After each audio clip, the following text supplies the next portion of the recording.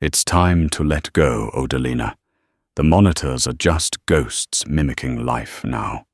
The voice whispered, soft but heavy with the finality of a gavel strike in an empty courtroom. Odalina Crowhurst didn't blink, her gaze fixed on the rhythm of the telemetry unit, the green line tracing mountains and valleys that meant nothing to the soul already departed. She adjusted the sheet over the patient's shoulder, a reflex of dignity rather than necessity, her hands rough from sanitizer, yet infinitely gentle. The rain lashed against the windows of St. Jude's Medical Center, a chaotic drum roll against the silence of the ICU. "I don't leave until the paperwork says he's gone, Doctor," she replied, her voice a low hum of steel wrapped in velvet. It was 6:58 p.m. 2 minutes until freedom. 2 minutes until she was just a civilian again. Or so she thought. The sterile air of St. Jude's intensive care unit usually smelled of antiseptic and floor wax, but tonight, beneath the chemical mask, there was the metallic tang of impending failure. Odalina Crowhurst stripped off her nitrile gloves with a snap that echoed in the quiet hallway, tossing them into the biohazard bin. She had been on her feet for 14 hours, covering a shift for a junior nurse who had called in sick with the flu, or perhaps just a broken heart. Odalina didn't ask questions anymore. At 55, she was the anchor of the night shift, a woman composed of sharp angles and silence, her grey hair pulled back in a severe bun that defied gravity and style alike. "You're still here?" Odalina turned to see Victorine Elmshaw, the unit administrator, hovering near the nurse's station like a bird of prey, looking for a mouse in the open.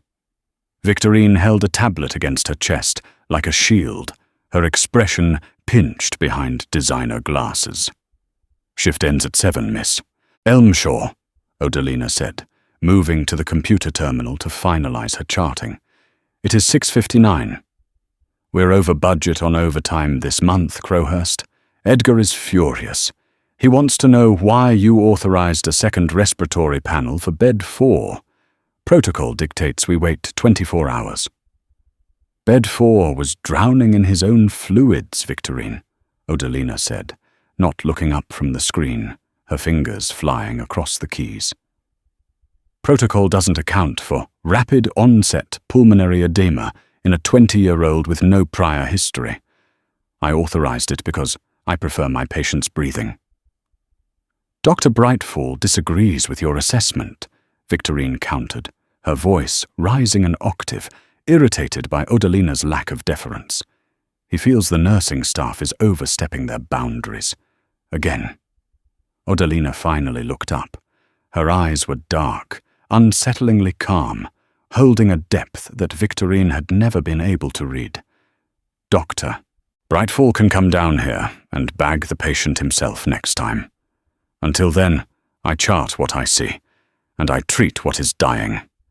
The panel confirmed viral myocarditis. We started pressors. He lived. You're welcome." She hit enter, the screen flashing "saved," and stood up. Her back ached, a dull throb at the base of her spine that had been her constant companion for a decade. She walked past Victorine, who sputtered in indignation and headed toward the break room. Inside, Nerissa Thornbloom, a first-year nurse with eyes that still widened at every code blue, was sitting at the round table, staring into a cup of lukewarm coffee. She looked up as Odalina entered, offering a tired, tentative smile. "Rough night?" Nerissa asked. "Standard night," Odalina corrected, opening her locker. She swapped her scrubs for a heavy wool coat and a pair of sensible boots. The transformation was purely functional. She had no one to impress outside these walls. "Don't let Brightfall bully you on the medication reconciliation, Nerissa. You caught the interaction between the blood thinner and the antibiotic. You were right." Nerissa flushed. "He yelled at me in front of the residents." "He yells because he's scared," Odalina said, closing her locker with a metallic clang. Arrogance is just fear wearing a tie. Remember that. The door to the break room swung open, and Benedict Crestbourne, the department's lead trauma surgeon, stepped in. He looked more haggard than the nurses, his surgical cap still on, sweat staining the collar of his scrubs. Benedict was a good man, skilled but perpetually exhausted by the politics of modern medicine. "Odalina," Benedict sighed, leaning against the doorframe. "Please tell me you're not leaving. We have a multi-vehicle pile-up 10 minutes out on the interstate. EMS says it's a mess. I need a charge nurse who doesn't panic when they see arterial spray." Odalina paused, her hand on her scarf. For a second, the instinct to stay, to serve, flared up, a conditioned response, honed over 30 years of trauma care. But then she felt the weight of the day, the pettiness of Victorine, the arrogance of Edgar Brightfall, and the bone-deep weariness. "I can't, Benedict," she said softly. "I'm at legal max hours. If I touch a patient, the hospital liability insurance is void. Victorine just reminded me of the budget." Benedict grimaced, rubbing his temples. "Right. The budget. God forbid we save lives efficiently. Go home, Odalina. Get some sleep. I'll try to keep the residents from burning the place down."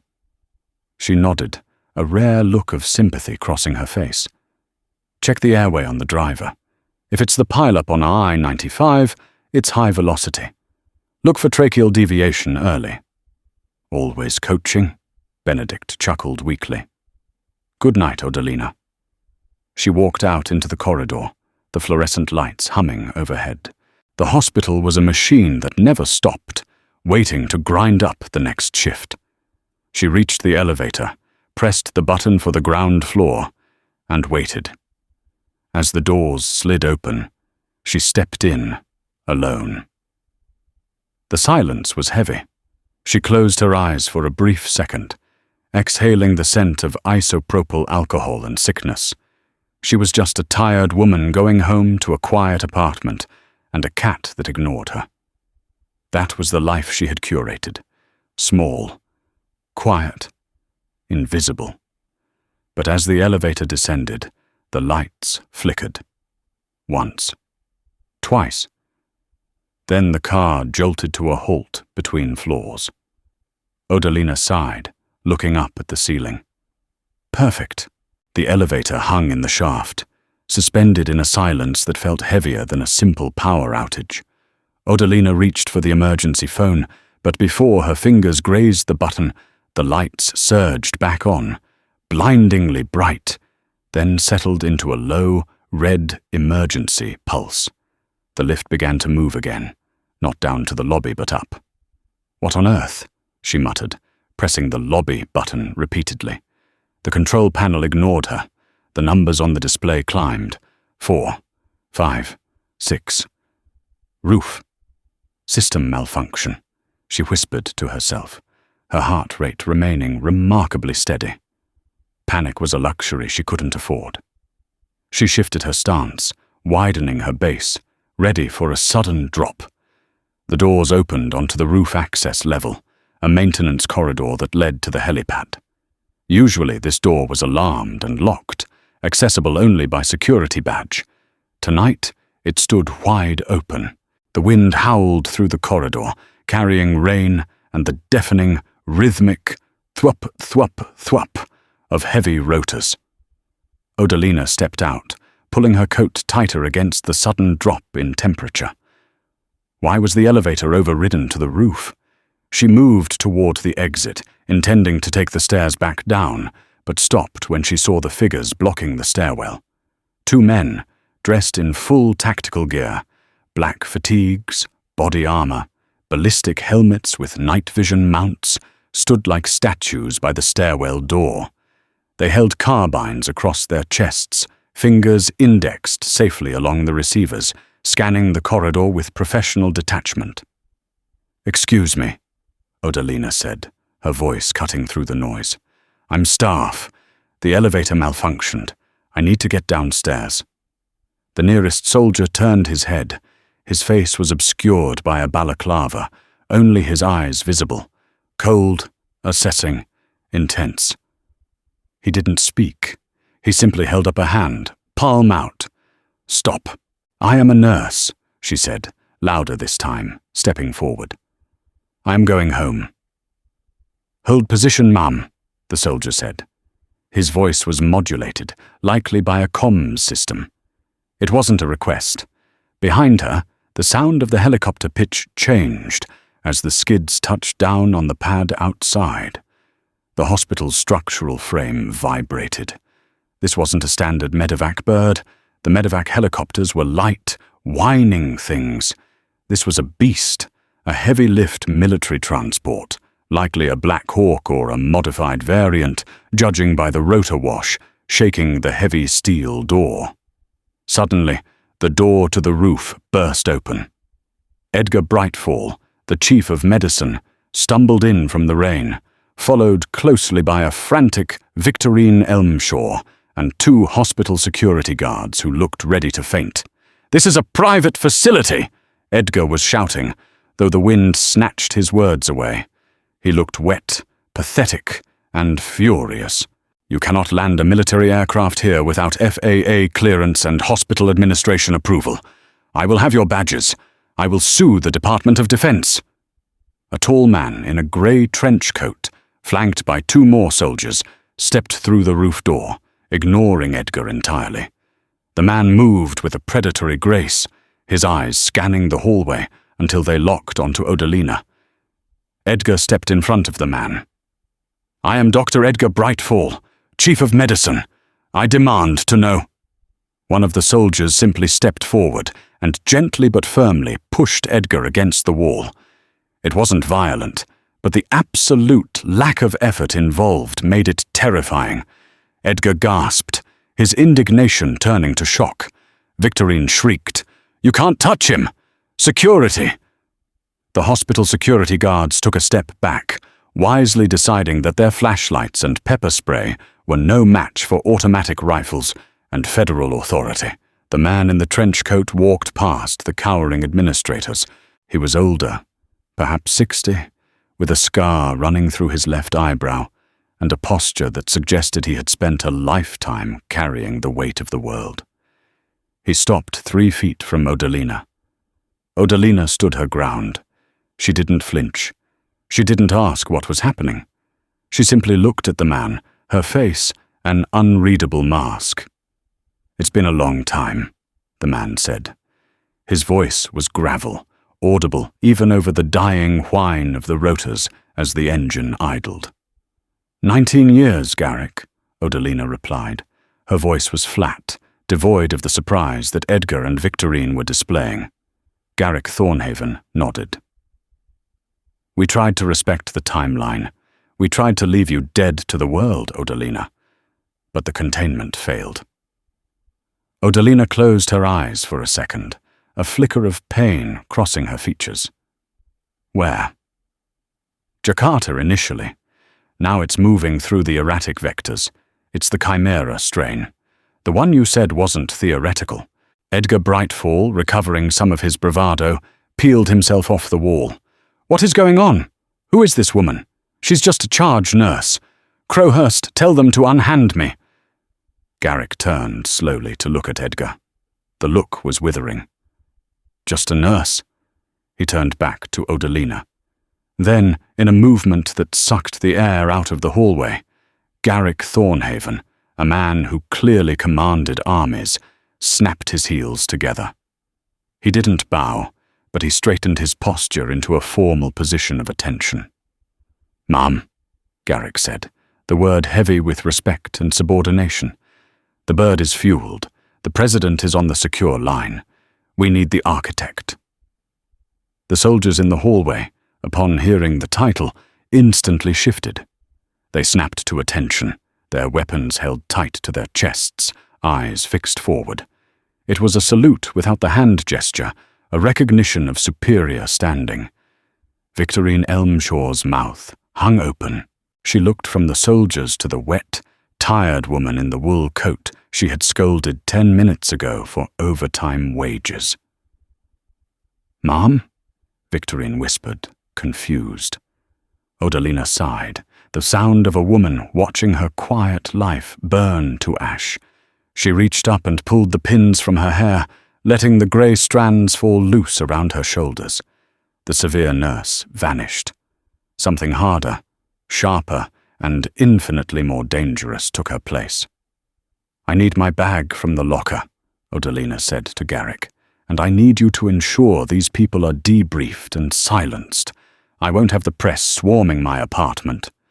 "Already taken care of, ma'am," Garrick replied. "Crowhurst?" Edgar stammered. "What? Who are you?" Odalina turned to her boss.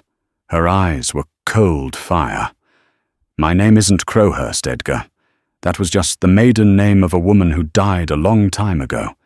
If you want your hospital to survive the night, you will go downstairs, lock the trauma bay, and listen to Benedict. He knows how to triage a mass casualty event. You don't." She turned back to Garrick. "Let's go." The interior of the helicopter was a technological cave, lit by the soothing blue glow of avionics and tactical displays. The transition from the mundane hallway of St. Jude's to this flying command post was jarring, yet for Odalina, it felt like putting on an old, well-fitted glove.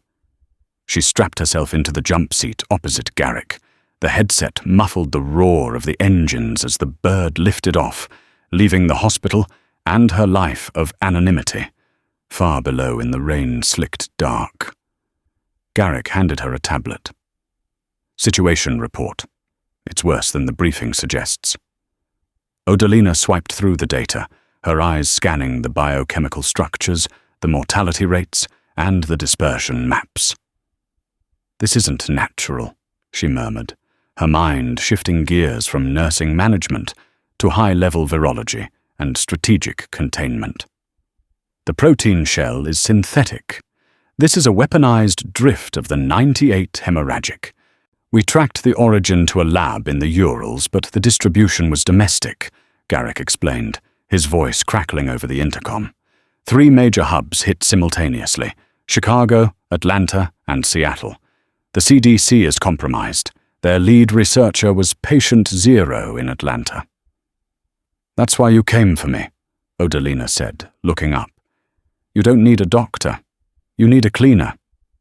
"We need the woman who wrote the Thanatos Protocol," Garrick corrected. "Everyone else who understands the synthesis is either dead or working for the other side." Odalina looked out the window at the city lights blurring beneath them. The Thanatos Protocol was a ghost story in the intelligence community, a set of containment procedures so draconian, so ethically grey, that they had been scrubbed from the official databases. And she had written them in a bunker 20 years ago, when the world almost ended the first time. "I swore I was done, Garrick. I heal people now. I hold hands while they die. I don't decide who gets to live." "Tonight you do," Garrick said grimly. "We are flying to a mobile command site. You have full authority. The Joint Chiefs have already signed the executive order. Your clearance is reinstated at top secret/Yankee White." Odalina let out a bitter laugh. "Does Edgar Brightfall know his charge nurse outranks the Secretary of Defense?" "I think he's currently hyperventilating in the elevator," Garrick replied dryly. The pilot's voice cut in. "General, ma'am, we have a bogey on the radar. Unidentified drone signature, closing fast. 2 clicks out." Odalina's spine stiffened. "They know I'm on board?" "They know someone is," Garrick said, tapping his headset. "Evasive maneuvers. Deploy countermeasures." The helicopter banked violently to the left, the G-force pressing Odalina into the webbing of her seat. Flares popped from the tail, illuminating the night sky with brilliant bursts of magnesium fire. "We are being hunted," Odalina realized, the adrenaline flooding her system, not with fear, but with a cold, crystalline focus. This isn't just an outbreak. It's a coup. The extraction wasn't just about the virus, Odalina, Garrick admitted, gripping the safety handle. There's a leak in the Pentagon. Someone wants the cure suppressed. They want the chaos. As the helicopter leveled out, skipping low over the tree line to evade radar, Odalina looked at her hands. The same hands that had checked a pulse on a dying elderly man 30 minutes ago were now shaking. Not from age, but from the sudden, violent resurrection of her past self.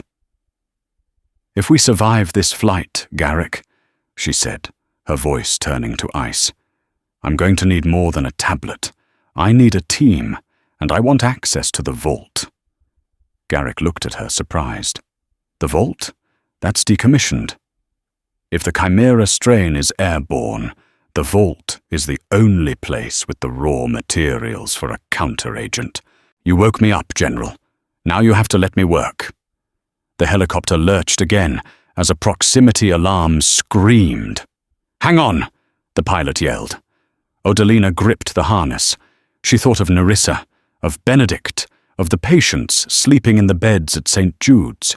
They were soft targets, vulnerable. If she failed, the hospital wouldn't just be over budget. It would be a tomb. "Get me on the comms with the pilot," Odalina ordered, her voice shedding the last remnants of the nurse she pretended to be. "I know the blind spots in this terrain. I flew these corridors in 2004. Banking left is suicide. There's a microclimate updraft near the river.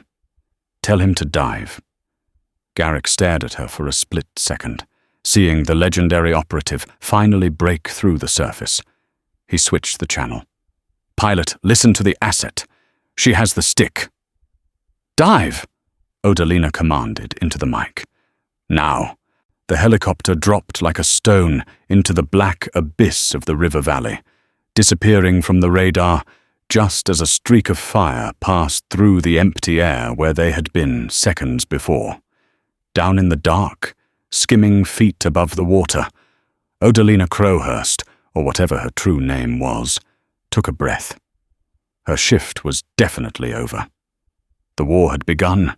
The Black Hawk touched down on a slab of reinforced concrete deep within the Appalachian foothills, the rotors slicing through the mist of a valley that didn't exist on any civilian map.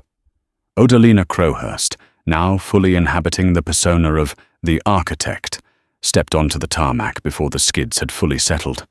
The air here was thinner, sharper, smelling of pine and aviation fuel. Garrick moved beside her, his hand hovering near his sidearm, a silent testament to the paranoia that defined their previous lives. They were ushered into a bunker cut directly into the granite face of the mountain, a relic of the Cold War repurposed for biological warfare command. Inside, the hum of servers replaced the wind. The facility was a hive of activity, staffed by analysts who didn't look up as they passed. They reached the central command deck, a room dominated by a massive digital map of the United States. Red clusters bloomed across the eastern seaboard like spilled ink. "Status!" Odalina barked, her voice stripping away the gentle cadence of the bedside manner she had perfected over a decade. "Containment breaches in 4 sectors, a young lieutenant replied, looking terrified as he recognized the woman from the old briefing files. "Viral propagation is accelerating. We have confirmed transmission vectors in water filtration systems in Atlanta and aerosol dispersal in Chicago subways." Odalina approached the screen, her eyes narrowing. "This isn't random drift. It's a synchronized release pattern. Someone is painting a target." She turned to Garrick. "Show me the local feeds. If they are hitting transit hubs, they'll hit trauma centers next. Chaos requires amplification. Hospitals are the amplifiers." Meanwhile, 300 miles away, St. Jude's Medical Center was descending into a different kind of hell. The multi-vehicle pileup Benedict had warned about had arrived, but it was unlike any trauma alert the hospital had ever seen. The ambulance bay was awash of flashing lights and rain, but the paramedics unloading the stretchers were pale, their movements frantic and uncoordinated. Benedict Crestbourne stood in the center of the trauma bay, his gown already splattered with blood that refused to clot. "Get me 2 units of ONEG and start a massive transfusion protocol on Bay 1, he shouted, his voice cracking with strain. "Why aren't these wounds sealing?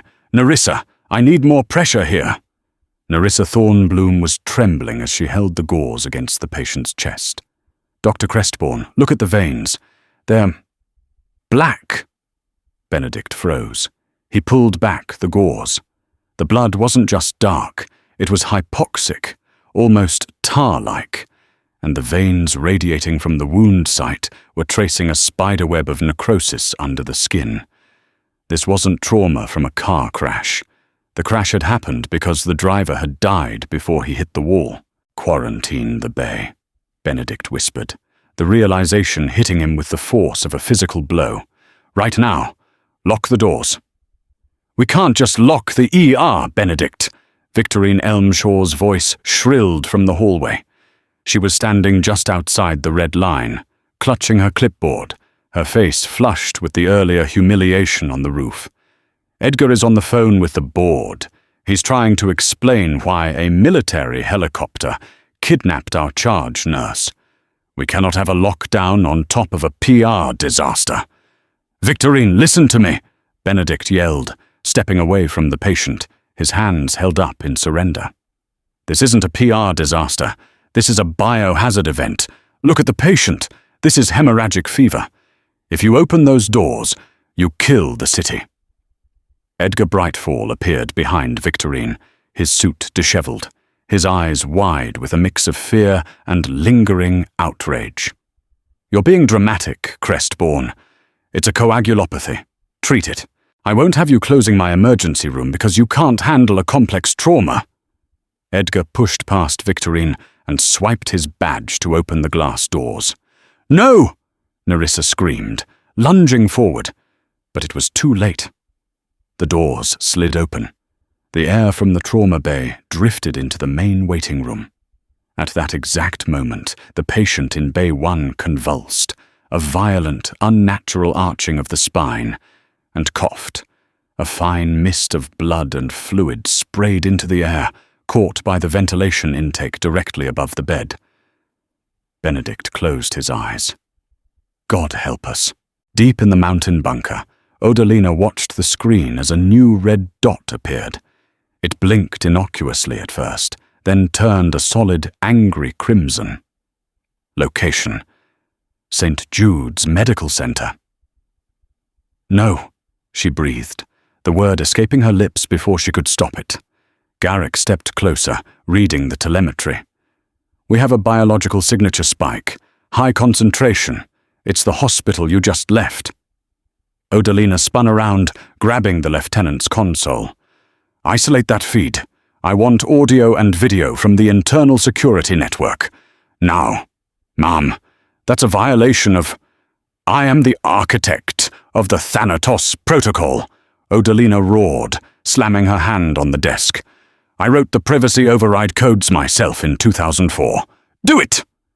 The main screen shifted, resolving into the grainy fish-eye view of the St. Jude's trauma bay.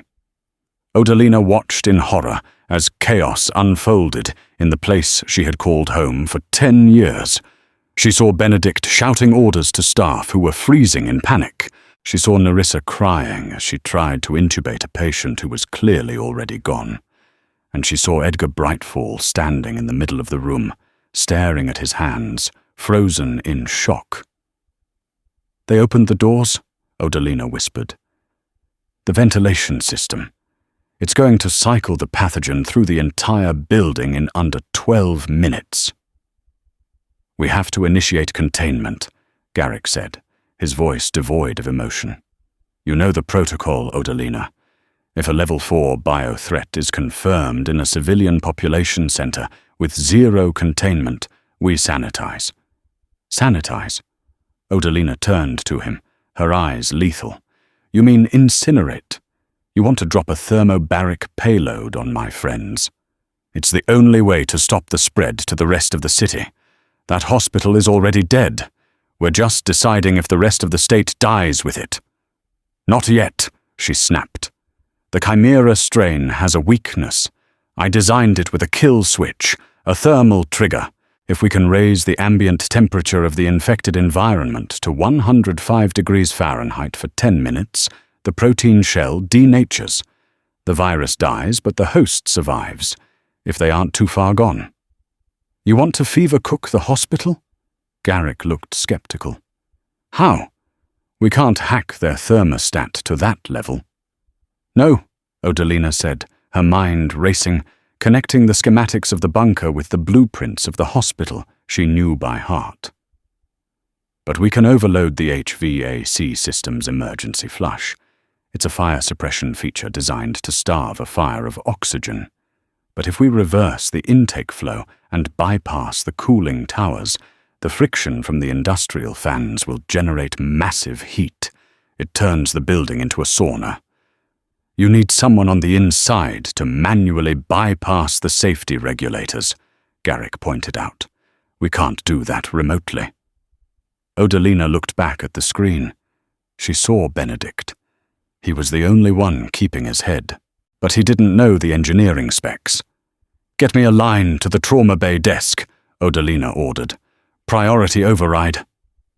Back at St. Jude's, the phone at the nurse's station began to ring. It was a harsh, jarring sound amidst the screaming and the alarms. No one answered it. "Pick up the phone, Benedict," Odalina urged, watching the screen. "Pick up the damn phone." On the screen, Benedict was performing chest compressions. He paused, looked at the ringing phone, and ignored it. "He won't leave the patient," Odalina realized. She scanned the room. Victorine and Edgar were useless. Nerissa. Nerissa was standing near the desk, grabbing supplies. "Nerissa!" Odalina shouted at the screen, as if she could hear. In the bunker, the lieutenant looked up. "Ma'am, I can patch your voice through the hospital PA system. The emergency broadcast channel is open." "Do it." A second later, Odalina's voice, amplified and distorted by the crackling speakers, boomed through the corridors of St. Jude's. "Code Black. This is Charge Nurse Crowhurst. Benedict, stop compressions. The patient is gone. Listen to me. Everyone, listen to me." In the trauma bay, everyone froze. They looked up at the ceiling speakers. The voice was unmistakable, authoritative, calm, the voice that had guided them through 1,000 nights. "Odalina," Nerissa whispered. "Benedict," Odalina's voice continued, echoing through the blood-slicked room. "You are dealing with a weaponized viral agent. It is airborne. The ventilation system is your enemy. I need you to go to the basement, to the physical plant room. You have to override the HVAC safeties." Benedict grabbed the desk phone. "Odalina, where are you? What is happening?" "I'm at command," she replied, her voice now coming through the phone receiver as well. "Benedict, you have 5 minutes before the viral load becomes critical for everyone in that room. You have to heat the building, bypass the cooling towers, turn the heat up until the sensors fail." "That will kill the generators. It could cause a fire," Benedict argued. "If you don't do it, the military will firebomb the hospital in 20 minutes, Odalina said, the brutal truth hanging in the air. "I am trying to buy you time. Go. Now." Benedict dropped the phone. He looked at Edgar. "You heard her. Get out of the way."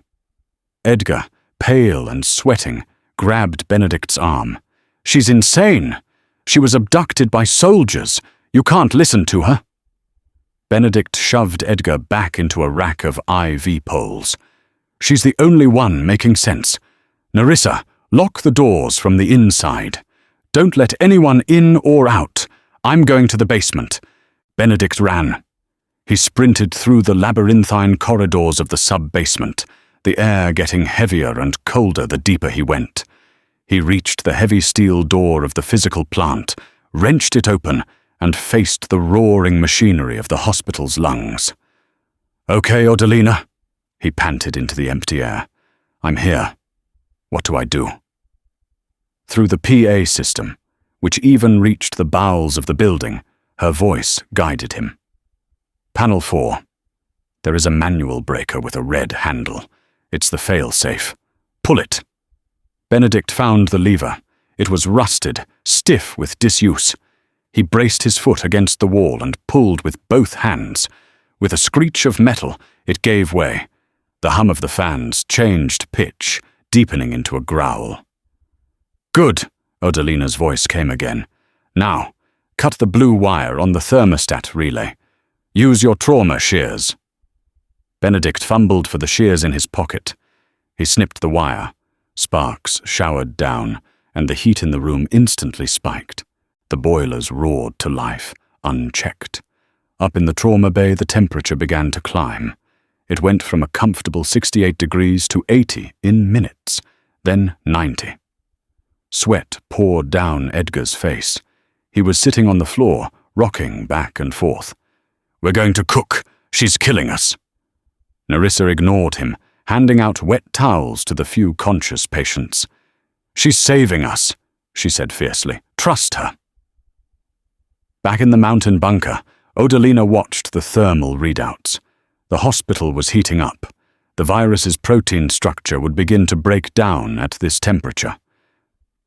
"It's working," Garrick said, watching the biometrics. "The rate of infection is plateauing." "We're not clear yet," Odalina said, wiping sweat from her own forehead, sympathetic to the heat she was inflicting on her friends. Suddenly, the main screen flickered. The data stream from St. Jude's cut out. Static replaced the live feed. "What happened?" Odalina demanded. "Did the heat melt the cameras?" "No," the lieutenant said, his fingers flying across his keyboard. "We're being jammed. External signal interference. Someone is blocking our connection to the hospital." "Source?" Garrick barked. "Tracing." The lieutenant paused, his face draining of color. "Sir, the jamming signal. It's coming from inside this room." Odalina and Garrick froze. They slowly turned to look at the dozen analysts working the consoles. "Lock the doors," Garrick said quietly, his hand moving to his holster. One of the analysts, a man Odalina hadn't noticed before, grey-haired, nondescript, stood up slowly. He held a small device in his hand. "The architect was supposed to die in Jakarta," the man said, his voice calm, polite. "Bringing her back was a mistake, General. The cycle must be completed." "Who are you working for?" Odalina asked, stepping forward, her demeanor shifting from commander to predator. "The same people who signed your paychecks 20 years ago." The man smiled sadistically. "Efficiency, ma'am. The population is unsustainable. St. Jude's is just a proof of concept, and you just provided the perfect stress test." The man pressed a button on the device. The bunker plunged into darkness. The emergency lights didn't trigger. The air filtration system stopped. "He cut the power!" Garrick yelled in the dark. "Tactical lights!" Beams of light cut through the gloom, but the analyst was gone, and on the main screen, powered by an independent backup, a new countdown had started. Thermobaric strike authorized. Target, St. Jude's Medical Center. Time to impact, 9:59. Odalina stared at the countdown. The traitor had triggered the sanitation protocol manually. He had used her own fail-safe against her. "They aren't waiting for the fever to work," Odalina realized, horror cold in her veins. "They are going to erase the evidence, and everyone inside." "We have 10 minutes to stop a cruise missile," Garrick said, checking his weapon. "And we're locked in a mountain with a saboteur." Odalina grabbed a heavy flashlights from a soldier. "I don't need 10 minutes. I need 5. Get the power back on, Garrick. I'm going to hunt." She moved into the shadows of the bunker, no longer the nurse who checked vitals, but the architect who built the maze. She was coming for the man who threatened her hospital, and she would take him apart, piece by piece. The darkness in the bunker was absolute, a heavy, suffocating blanket that smelled of ozone and stale fear. But for Odalina Crowhurst, darkness was not an impediment. It was an old friend she hadn't visited in 2 decades. She closed her eyes, letting her other senses expand into the void. She could hear the frantic breathing of the analysts huddled under their desks, the slow, rhythmic dripping of a cooling pipe, and the faint, scuffing sound of leather soles moving against concrete. The traitor. "Garrick," she whispered, her voice barely a breath. "Stay at the door. If he tries to run, shoot the legs. I'm going inside." She moved. To the terrified staff, frozen in the blackness, she was nothing more than a displacement of air, a ghost passing through walls. Odalina slipped off her heavy boots, moving in her wool socks, her feet reading the vibrations of the floor. The layout of the command deck was burned into her mind from the moment she entered. 3 rows of consoles, a central dais, and the server stacks in the rear. The traitor, the grey-haired analyst, was moving toward the server stacks. He wasn't trying to escape. He was trying to finish the job. He needed to ensure the override was permanent. Odalina vaulted over the 2nd row of consoles, landing silently in a crouch. She was 10 feet away when she heard the distinct clack-clack of a keyboard. He was typing. "The launch codes are hardwired." The traitor's voice floated out of the dark, conversational, chilling. "You can't scrub them, Architect. The missile is already Mach 3. It's a mercy killing. St. Jude's is a petri dish." "Mercy is a choice," Odalina said, stepping into the narrow aisle between the servers. "You're just following an algorithm." He spun around, a muzzle flash illuminating the dark for a split second. The bullet sparked against the metal casing of a server rack, inches from Odalina's head. In that brief strobe of light, she saw him, eyes wide, teeth bared, holding a suppressed pistol. Before the darkness could settle again, Odalina lunged. She didn't strike to kill, she struck to dismantle. Her hand chopped into his radial nerve, forcing the gun to clatter to the floor. As he swung a desperate fist, she ducked, weaving inside his guard, and drove her palm into his solar plexus. The air left his lungs in a wheezing rush. She swept his legs, driving him into the ground, and pinned his wrist in a lock that threatened to snap the bone with a millimeter of pressure. "Lights!" she shouted. Garrick, who had found the breaker panel by touch, threw the master switch. The overhead LEDs slammed back on, bathing the room in blinding white light. The traitor lay beneath her, gasping, his face purple. Odalina looked up at the main screen. The countdown had not stopped. "Time to impact. 6:22. "The abort code," Odalina demanded, applying pressure to his wrist. "Give it to me." I can't," the man wheezed, a grotesque smile forming on his lips. "I scrambled the encryption key. It's a rolling cipher. Even I don't know it now. It would take a supercomputer an hour to crack it. You have 6 minutes." Garrick ran over, hauling the man up by his collar. "You son of a—" "Stop!" Odalina said, standing up and smoothing her coat. Her mind was racing, calculating probabilities at a speed that made the computers around her seem sluggish. "He's telling the truth." He locked the door and threw away the key. "We can't stop the missile." "So that's it?" Garrick stared at the screen, where the red trajectory line was arching over the Midwest, aiming for the East Coast. "We just watch them die." "No," Odalina said, turning to the map. "We can't stop the missile, but the guidance system isn't using GPS. It's using a thermal lock. It's hunting the heat signature of the hospital." She looked at the traitor, then at Garrick. "It's a heat-seeking warhead, designed to hit the hottest point in the quarantine zone. We made the hospital the hottest point to kill the virus. We painted the target for him." "We can't cool the building down in 6 minutes," Garrick said. "The boilers are runaway." "No." Odalina's eyes widened, a desperate, brilliant plan forming. "But we can create a ghost. We can make the missile think the target has moved. Or better, we can blind it. She grabbed the headset. Get me Benedict, now. Get. Inside St. Jude's, the air was heavy enough to chew. The temperature had stabilized at 108 degrees Fahrenheit. It was a suffocating, tropical heat that made the walls sweat and the floors slick with condensation. Benedict Crestbourne sat on the floor of the trauma bay, his back against the wall, holding a bag of saline against his chest to keep it cool before hanging it for a patient. He was shirtless under his gown, sweat dripping from his nose. "Dr. Crestbourne," Nerissa rasped. She was moving from gurney to gurney, forcing sips of water into patients' mouths. She looked exhausted, her scrubs dark with sweat, but her eyes were clear. "The patient in Bay 4. His vitals are stabilizing. The bleeding stopped. The veins are pinking up." Benedict looked up, hope flickering in his eyes. "The fever," he whispered. "It worked. The heat killed the viral shell. We did it." Edgar Brightfall croaked from the corner. He had taken off his suit jacket and tie, his expensive shirt ruined.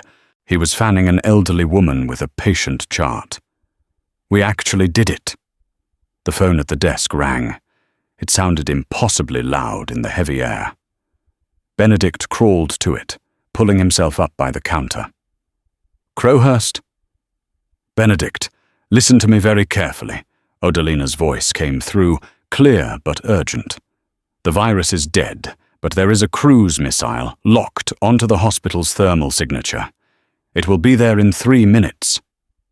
Benedict closed his eyes. "So we cooked ourselves just to be pre-cooked for the bomb?"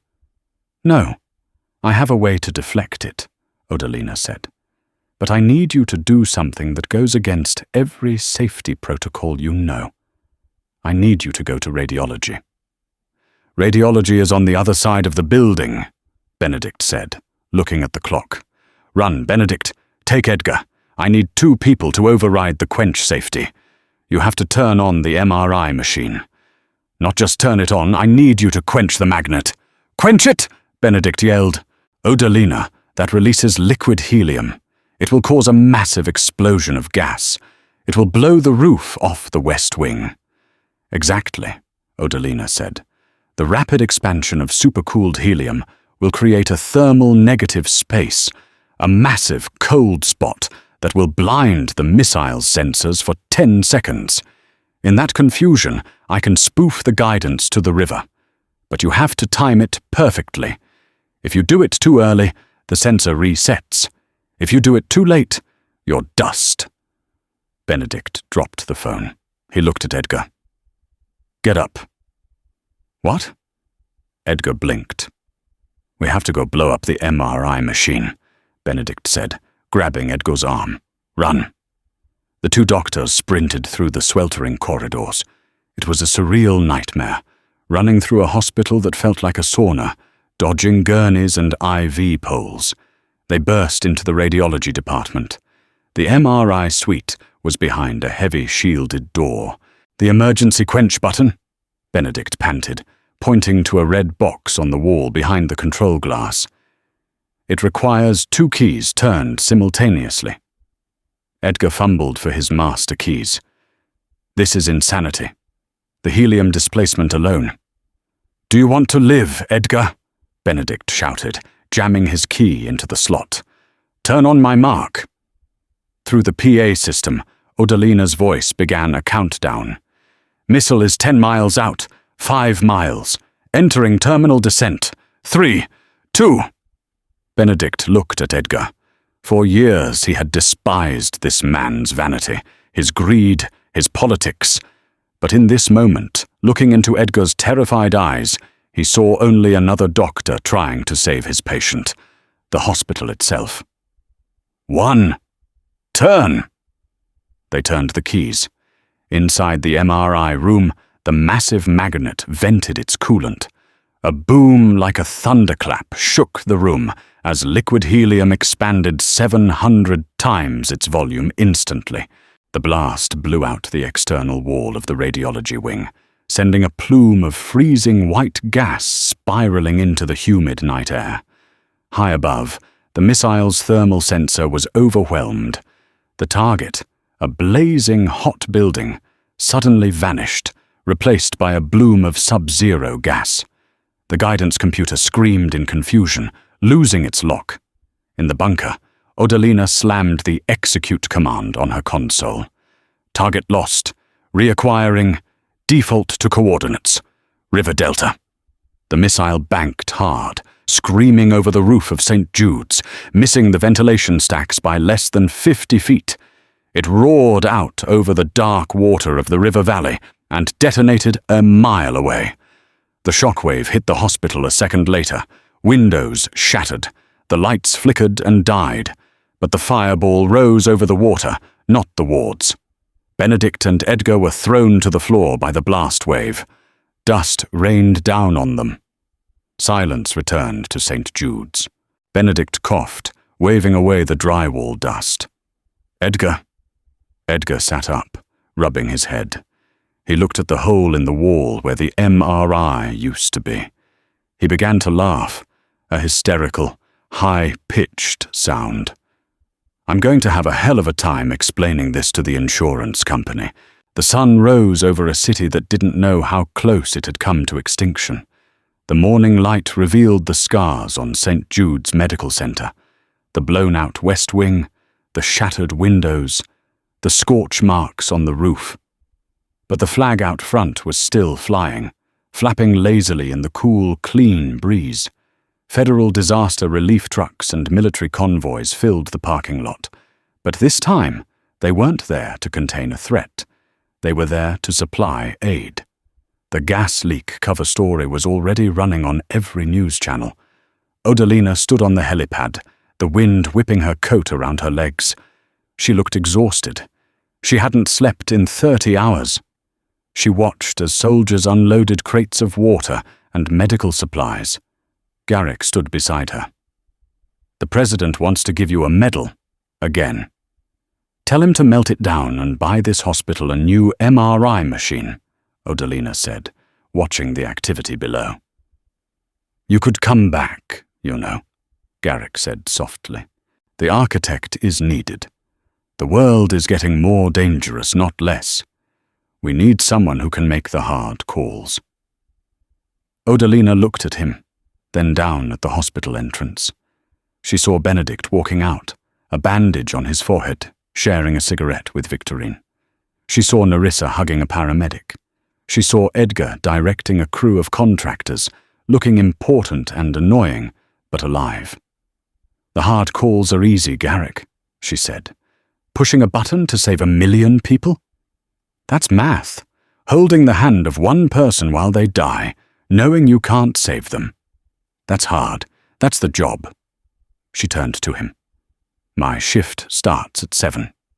Garrick smiled, a sad, knowing smile. He saluted her, sharp and crisp. Goodbye, ma'am. Odalina walked to the stairwell door, the same door she had been dragged through the night before. She walked down the stairs, checking her watch. It was 6:55 a.m. She entered the locker room. It was empty.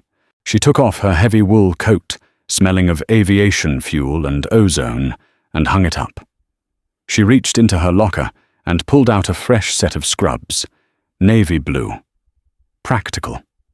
She tied her hair back into its severe bun. She washed her face, scrubbing away the grime of the bunker and the war. When she looked in the mirror, the architect was gone. Only Nurse Crowhurst remained.